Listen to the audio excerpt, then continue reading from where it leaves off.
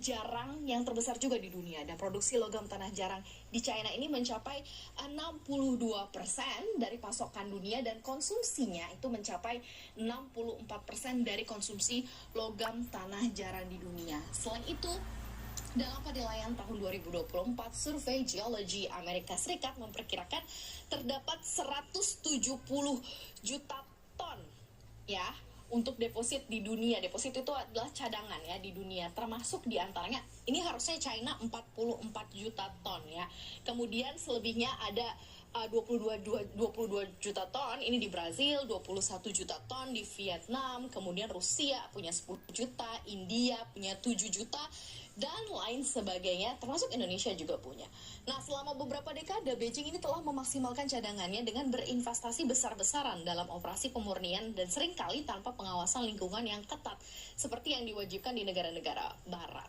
Tiongkok ataupun China juga telah mendaftarkan sejumlah besar hak paten untuk produksi tanah jarang. Ini sebuah hambatan pastinya ya untuk perusahaan-perusahaan di negara lain yang ingin memulai pemrosesan dalam skala besar. Akibatnya banyak perusahaan merasa lebih murah gitu ya untuk mengirimkan biji mereka ke China untuk dimurnikan, yang semakin juga memperkuat akhirnya ketergantungan dunia ya, ditaruh biji dari dalam negara masing-masing dikasih ke China untuk pemurnian. Alhasil dalam penilaian tahun 2024, survei Geology Amerika Serikat memperkirakan ada 170 juta ton deposit di seluruh dunia, ini termasuk yang tersebar di beberapa negara ini ya.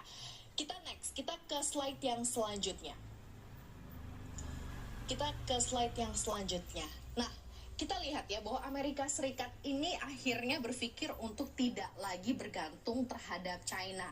Dia memfokuskan diri untuk melihat source yang ada di Amerika Serikat untuk dikembangkan. Nah, melihat proteksi yang dilakukan, akhirnya di tanggal 13 Agustus 2025, Departemen Energi Amerika Serikat atau DOE mengumumkan niatnya untuk mengeluarkan Notice of Funding Opportunities ya atau NOFO dengan total hampir 1 miliar dolar Amerika Serikat untuk mendukung peningkatan dan pengembangan teknologi di bidang penambangan, pemrosesan, dan manufaktur pada titik-titik penting dalam rantai pasokan mineral material kritis. Dan pengumuman ini mengikuti penerbitan dari Unleashing American Energy Executive Order pada Januari 2025, dan melalui program pendanaan ini DOE ini bertujuan untuk membangun pasokan mineral dan material kritis yang lebih andal, stabil, dan hemat biaya yang dianggap penting untuk mempertahankan dominasi energi Amerika Serikat, melindungi keamanan nasional, dan juga meningkatkan daya saing industri Amerika Serikat.